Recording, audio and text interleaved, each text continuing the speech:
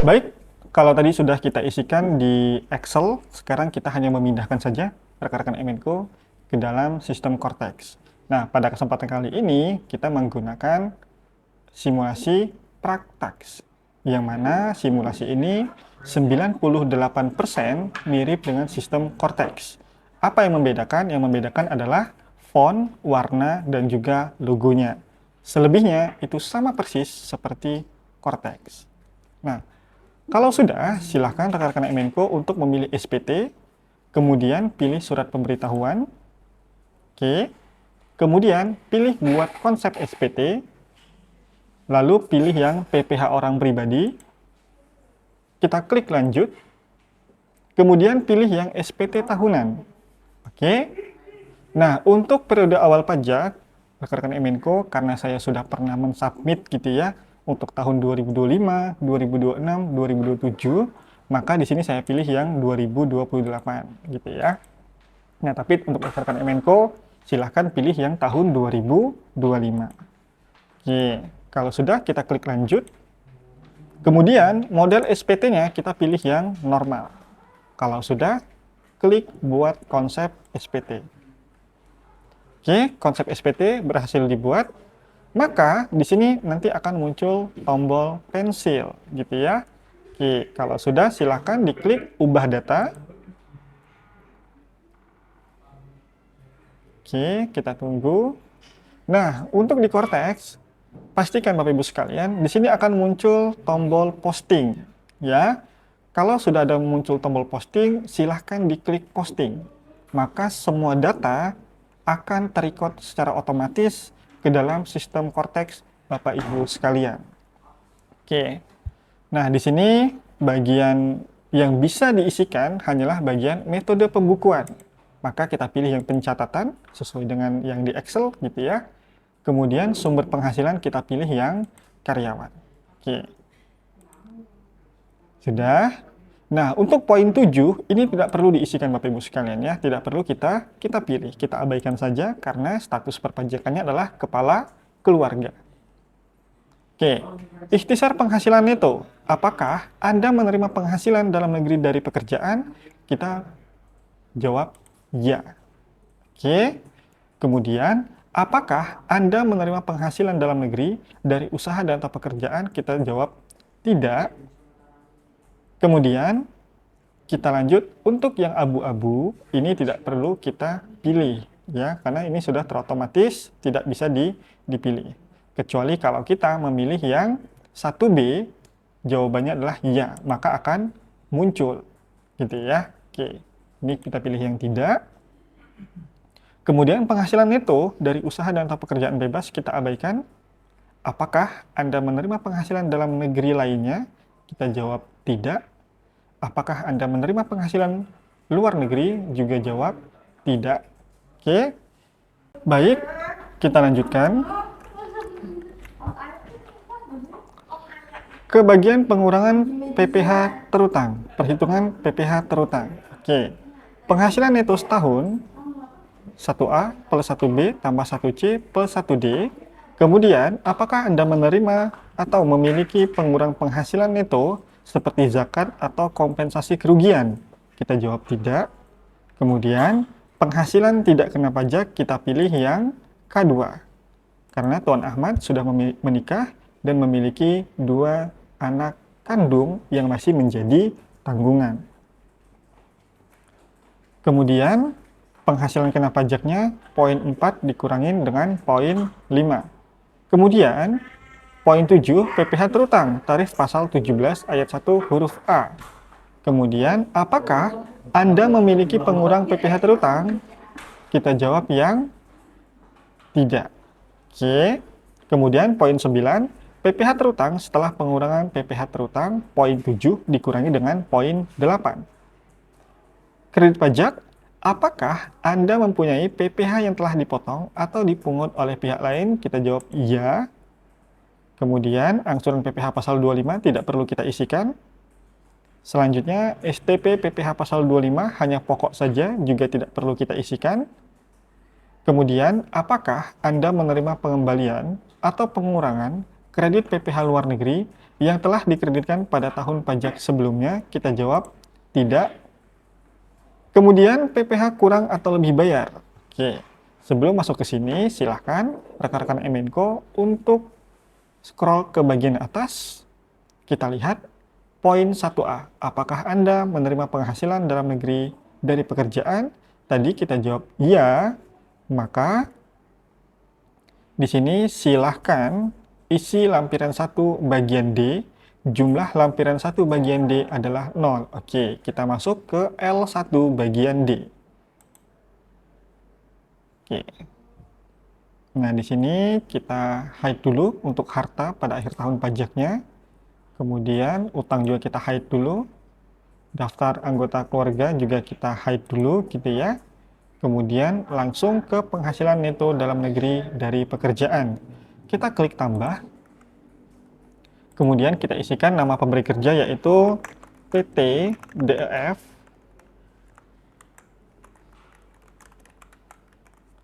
Oke, nomor identitas wajib pajaknya kita isikan di sini. Oke. Kemudian penghasilan brutonya kita cek 533.500. Oke, kemudian PPh 21-nya adalah senilai 83.500 gitu ya. 83.500. Oke, jika sudah kita klik simpan. Oke, kalau sudah simpan perubahan kita klik. Oke, kita lanjut ke induk. Apakah Anda menerima penghasilan dalam negeri dari usaha atau pekerjaan? Kita jawab tidak gitu ya. Oke, kita cek dulu di sini. Oh, di sini 450 juta. Oke, sebentar. Kita cek lagi L1-nya. Kita hide dulu untuk harta.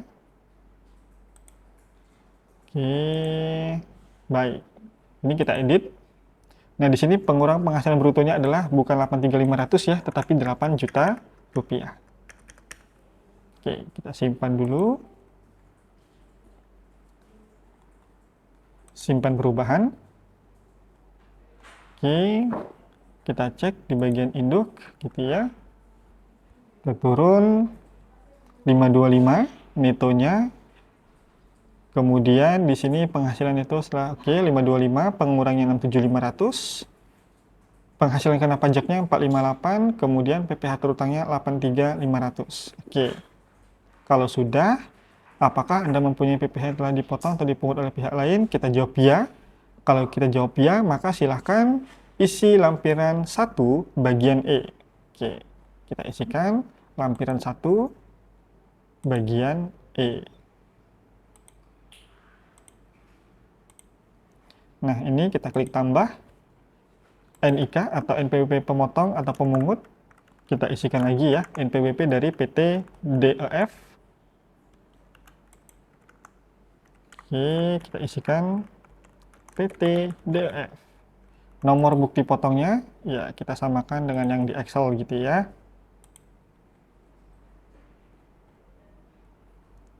Oke, kita cek dulu.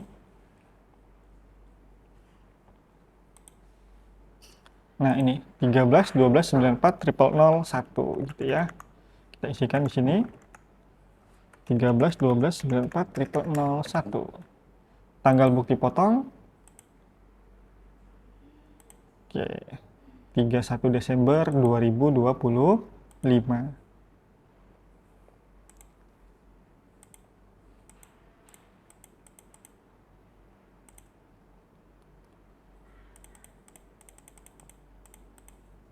Oke, 31 Desember 2025. Kemudian jenis pajaknya adalah PPh pasal 21. Penghasilan brutonya kita isi di sini 53.500. Kemudian PPh 21-nya senilai 83.500.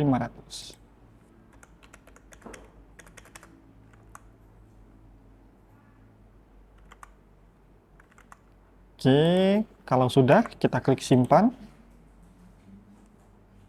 Jangan lupa simpan perubahan. Oke, kita kembali lagi ke induk. Kalau sudah, bisa dicek rekan-rekan Emenko. Di sini, oh ini belum nge-link ya.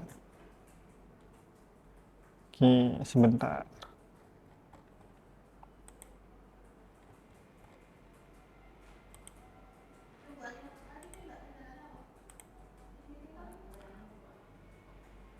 Oke, di sini jumlah PP yang dipotong harusnya ini terisi secara otomatis ya ke bagian induk gitu ya. Oke, coba kita simpan perubahan lagi. Kita klik induk.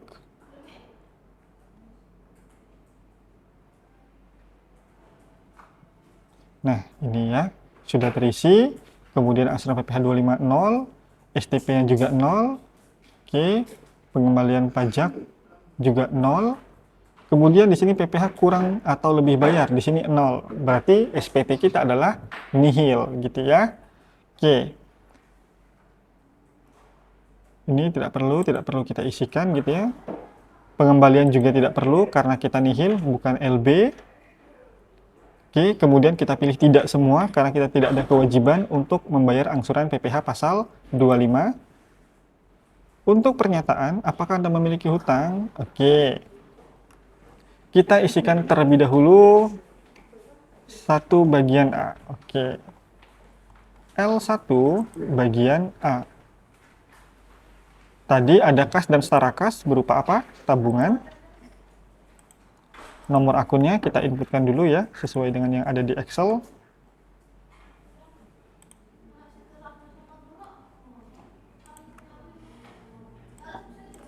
Oke, kita kopikan dulu. Di sini atas namanya adalah Ahmad. Kemudian nama bank atau institusinya kita isikan Bank ABC. Lokasi harta Indonesia tahun perolehan 2023. Kemudian saldo per 31 Desember 2025 300 juta. Keterangan tidak perlu kita isikan karena ini menyangkut terkait dengan aset tersebut apakah adalah aset PPS atau bukan gitu ya. Kemudian kita klik simpan. Oke. Kita lanjut lagi ke bagian harta bergerak berupa mobil gitu ya. Kita pilih mobil penumpang, nomor registrasinya kita isikan BG 4121MS. 4121MS. Jenis kepemilikan atas nama sendiri gitu ya. Oke. Tahunnya 2024. Harga perolehannya senilai 250 juta. Kemudian nilai saat ininya adalah senilai 220 juta. Oke, kemudian kita klik simpan. Oke, kalau sudah, kita lanjutkan ke bagian daftar susunan anggota keluarga. Oke, kita isikan terlebih dahulu. Nah, kalau di Cortex, ini sudah terisi secara otomatis, rekan-rekan sekalian ya. Oke, kalau di Praktex, ya sudah, kita isikan dulu ya. Oke, di sini ada Akila gitu ya. NIK-nya 121288. Oke, kita copy paste dari sini.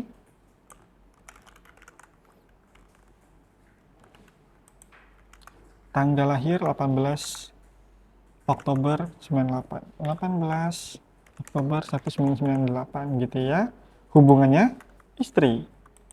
Pekerjaan kita cek karyawan swasta. Oke, kita cari di sini karyawan swasta. Kemudian kita klik simpan. Oke. Kemudian kita tambah lagi untuk anak. Namanya adalah Dea. Atas nama Dea. NIK-nya ini kita copy paste. Tahun lahir 10 Oktober 2000 ya, 2018. Hubungannya anak, kemudian pekerjaan kita cek pelajar ya. Oke, pelajar atau mahasiswa, kemudian kita klik simpan, kita klik tambah lagi, atas nama, oke, NIK-nya kita isikan,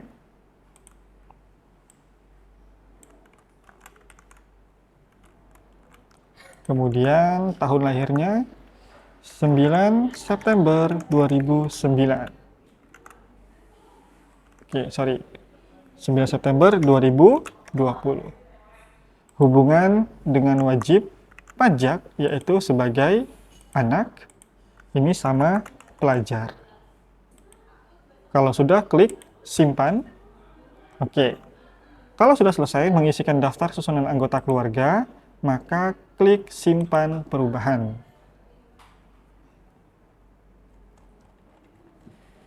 Oke, kalau sudah, kita lanjut ke bagian induk.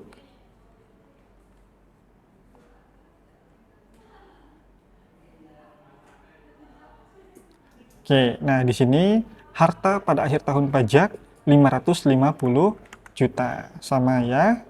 Kita cek di sini juga sama 550 juta. Kemudian, apakah Anda memiliki utang pada akhir tahun? Kita jawab ya. Oke, silakan isi lampiran 1 bagian B. Lampiran 1 bagian B.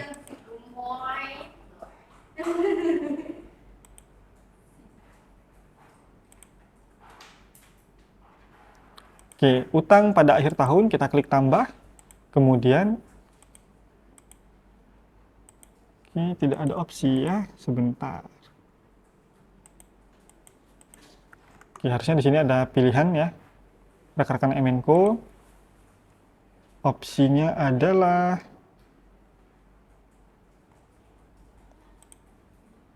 nah ini ya, harusnya adalah utang bank atau lembaga keuangan bukan bank. Oke, coba kita cek dulu ke bagian induk.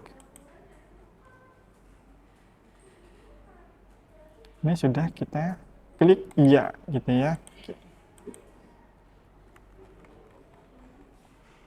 Kembali ke L1 lagi.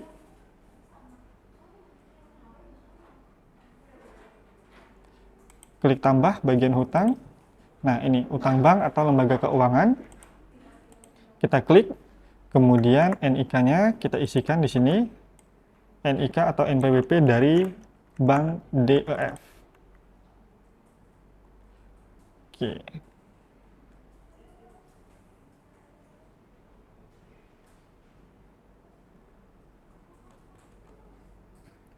Oke, sebentar kita isikan lagi. Bank DEF berada di Indonesia. Tahun pertama kali pinjaman 2023. Kemudian saldo akhir tahunnya 50 juta. Sisa hutang sampai dengan Desember 2025. Keterangan tidak perlu kita isikan, kita klik simpan. Kemudian pilih yang simpan perubahan. Oke, kalau sudah, kita kembali lagi ke induk.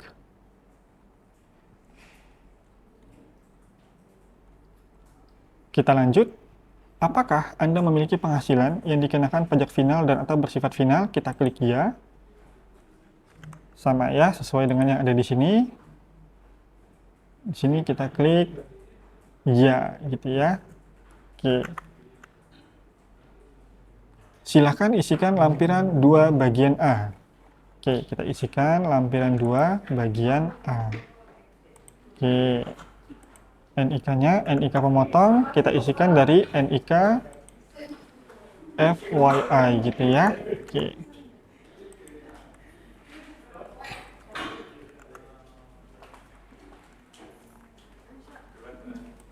Kemudian nama pemotong atau pemungut kita isikan PT FYI. Kode jenis penghasilan terkait dengan kita isi yang 99 ya. Istri. Dasar pengenaan pajaknya 200 juta. Kemudian PPh terutangnya 15.300.000. Kita klik simpan. Oke. Kalau sudah, kita cek lagi. Oke. Simpan perubahan. Kemudian kembali ke induk. Kita lanjutkan ke pertanyaan selanjutnya. Oke, final. Apakah Anda memiliki penghasilan yang tidak termasuk objek pajak? Kita jawab tidak, gitu ya. Penyusutan tidak, promosi juga tidak, kemudian dividen juga tidak. Oke, kita lanjut. Laporan keuangan tidak kita lampirkan, zakat juga tidak, bukti pemotongan luar negeri tidak, surat kuasa tidak, kemudian dokumen lainnya juga tidak. Oke, kalau sudah, silakan Bapak Ibu sekalian atau rekan-rekan Emenko memilih pernyataannya dengan menyadari sepenuhnya akan segala akibatnya termasuk sanksi-sanksi. Sesuai dengan ketentuan perundang-undangan yang berlaku, saya menyatakan bahwa apa yang telah saya beritahukan di atas beserta lampirannya adalah benar, lengkap, dan jelas. Jika sudah, silakan klik simpan konsep, kemudian pilih bayar dan lapor. Baik rekan-rekan, setelah muncul pop-up seperti ini, silahkan diisikan kata sandi penanda tangan sesuai dengan paspres. Kalau sudah, silahkan klik konfirmasi tanda tangan. Nah, rekan-rekan sekalian, kalau sudah diklik lapor, maka SPT yang terlapor akan muncul di dalam SPT dilaporkan. Maka silahkan teman-teman untuk mengecek terlebih dahulu di bagian SPT dilaporkan, pastikan SPT PPh orang pribadi, kemudian masa pajak adalah Januari 2028 sampai dengan Desember 2008. Ini contoh kasus saya. Kalau teman-teman atau di contoh yang real, nanti masa pajaknya adalah Januari 2025 sampai dengan Desember 2025. Jika sudah, silakan diklik bagian tanda terima untuk mencetak bukti lapor. Oke, kemudian kalau sudah, silakan pilih yang unduh PDF SPT yang telah disampaikan. Oke, kalau sudah, maka pelaporan SPT tahunan orang pribadi untuk tahun pajak 2025, orang pribadi karyawan sudah berhasil kita lakukan. Baik, terima kasih rekan-rekan Emenko. Demikianlah tutorial cara pelaporan SPT tahunan orang pribadi untuk karyawan menggunakan dummy Praktax, yang mana dummy Praktax ini hampir 98% menyerupai dengan sistem Cortex. Jangan lupa untuk like, komen, dan subscribe, dan sampai berjumpa di video tutorial-tutorial berikutnya. Terima kasih. Sharing pajak Emenko.